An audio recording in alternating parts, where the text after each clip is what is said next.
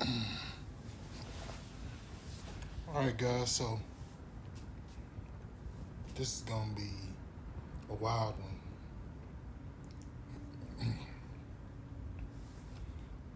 Today's live, we're gonna talk about self-love and self-care. I got asked this one before, and I did one on self-care. Now I'm gonna do one on self-love. And hey, man, what's up? Yeah, I'm doing pretty good. Sitting up here recovering. Ruben, good to see you too. Yeah, I'm doing pretty good. I've been training, having fun. Today's kind of a chill and relaxed day. I got a couple of people getting ready for the bodybuilding show this weekend. It's good to see you, Ruben.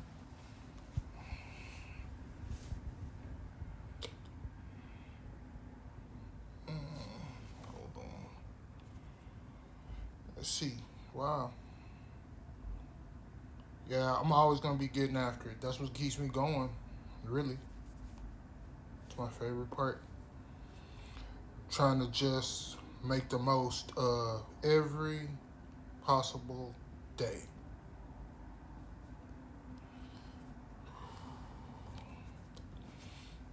Yeah, Brandon, but like I appreciate you, man. I'm glad to see you still lifting and stuff. It's good to be part of Teampreneur. But yeah, so back to our primary message for today. We're gonna talk about self love and self worth. So I've been vocal. I let everybody know I have narcissistic personality disorder, and that's part of why I'm doing all these lives because well, vanity and having the messed up face. But so now for those that don't know, narcissism generally stems from a lack of self worth. Self worth, but it's not the way that most people look at it. I'm going to start here because I want to explain something, especially for people who don't have narcissistic personality disorder. But narcissism starts from like a lack of self worth, your lack of ability to validate yourself. And generally, for me, it started because I wanted the validation of my parents. I wanted their approval. Most of the time, that's where most of us get it, some version of it. But now, for the regular person, this is important because people think that now what's interesting, especially in the new healing culture and things like that, where people look at developing self worth and developing these things, and they say go into isolation, go do this, go do that. Well, technically, most narcissists we will happily go be by ourselves. Um, Especially the more self aware you become, the less you want to be around people, the less you like actually being around people. Because they just show you all the things that you don't like. And no matter what, there is no overcoming that. You literally have to sit and seethe in it. Like literally seethe because you get upset. And that's where the tantrums come from and all the other anger. Because like you can't relate your feelings to them and they can't make anything make sense to you because you've already set up this boundary, this wall that has left them outside. And so you have to be able to understand that as a narcissist and you become aware of it. And when you become aware of it, then you just start shutting people out. Because you shut people out, you now feel safe. You now feel comfortable.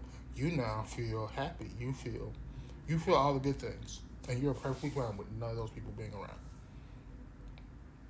Because they're gonna bring you some kind of pain. They're gonna bring you some kind of harm. Because like you just generally don't trust them. And then people sit and wonder, they're like, well, I'm gonna love a narcissist. Well, okay, just do it. Like it, what we can do as narcissists is we become aware of these things and then we let you know. Okay, that won't work. I could do that. I'm not gonna do that. Because we on the other hand, we have extreme sense of boundaries. an extreme sense of, hey, I'm going to shut you out here, I'm going to shut you out here, I'm going to shut you out here.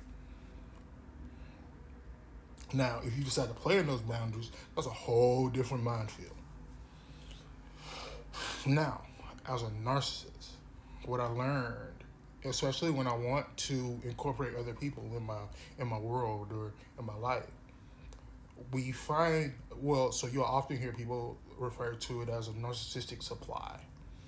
This is the person, or this is the thing that the narcissist uses to validate themselves. For me, it's coaching, and actually, it's for me, it's knowledge. I learn lots of skills. I'm very adept. I've done all kinds of things. Like you can make the joke, can you build a house? Yes, I can. Can you like generally? I can cook.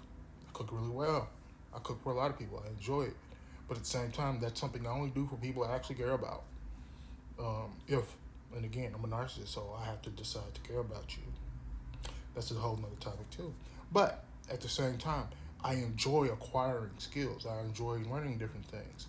And then another part of narcissism is the fact that like I spend my time adapting to whoever I'm around. Because guess what? I still need to be validated and liked. So when I'm around people, I know that I'm like, okay, and I learn the things that I like when I'm around that person.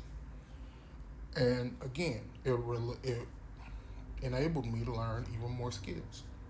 Now, as I withdraw from people, then I just focus on the things that I like, the things I care about. And so then it becomes, stock market, lifting weights, football, film, peak performance, philosophy. There we go. Then also, of course, I love reading fantasy fiction. Now, I went through that whole thing because now I want you to understand when it comes to self love, the most important thing you can do is become self aware. Self aware of the things that you care about, the things that matter to you. And then you need to find a way to block those things out and make a routine. Make that routine around you and your passion. Fall in love with your passion. How do you get those things to be incorporated into what you do every day? Whether it's, for me, I enjoy coaching. So every day I do something in the coaching way. Part of it's like just like making this video. It's texting my clients. Like I've now set up a schedule where I know between certain hours, these are the times I text my clients. These are the times I don't respond. And I wait, and then the next day I have like 5 or 6 extra messages I can respond to. And I'm excited because I know, hey, I get to do this thing I'm really good at. Or if I love it when they give me something I don't know the answers for. That way I have to go learn, study, and find out. Then I can be like, hey, guess what? So, what you asked me about, these are some of the things that I learned. These are some things that you could look into, and maybe we could discuss it so that we can help you get better.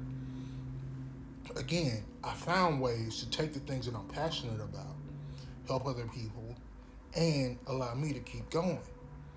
The most important thing that you can do in order to love yourself is that once you relate to those passions, then find people that you can be around where you can relate those passions, where you can speak about them, where you can experience them over and over again in conversations.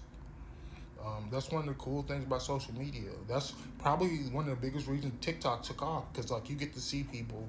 I mean, you still get all the toxic people out there that want to just tear people down. Okay, but you still get to do those things where you get to see and experience or witness something that you're passionate about or that you may be passionate about, something that can incite the curiosity which says that, hey, I might be good at this. Hey, I might give this a try. Oh, that looks pretty cool. Because each time you get that little bit of curiosity, that little bit of flavor, that little bit of ooh, that makes you excited, it's one step closer to loving yourself just a little bit better. See, because oftentimes we find ourselves giving up the things that we're passionate about, giving up the things that we love in order to please other people, in order to make room for other things, in order to make other things in life more important than ourselves. And then we find ourselves stuck in resentment, stuck in hatred, stuck in these cycles where we beat ourselves up. And I find it quite disgusting.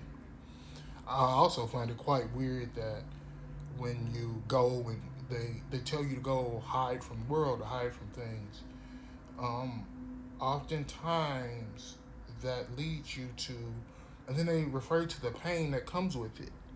Well, yeah, of course it's painful because we're human beings. We're not meant to be alone. We're not. Most of the things that I've found in modern therapy that drove me completely bonkers and insane, that really pushed me because, like, again, it's the fact that like you have to recognize where is it that you are passionate, what drives you, what gets you to go forward. Because if sitting in a room by yourself and just sit like no, and then like going and spending like I love the fact that like one of my favorites that I've seen people doing is like just going walking in nature. That one kind of makes sense to me. Go get outside, get some sunlight, get some air, um, get get some life into you. Like I said again, the more you can connect with the world, you can connect with yourself. The more you can become aware of yourself in the world, the more you can connect those two things together. You can't be separate. We're together. The further you get away from people, the more you have to find yourself pulling yourself back in. Now, yeah, you should separate yourself from people who pull you down. You should separate yourself from people who make you feel like you can't succeed. You should separate yourself from things that are constantly putting you into a position where you are seeing yourself as a failure. It makes sense.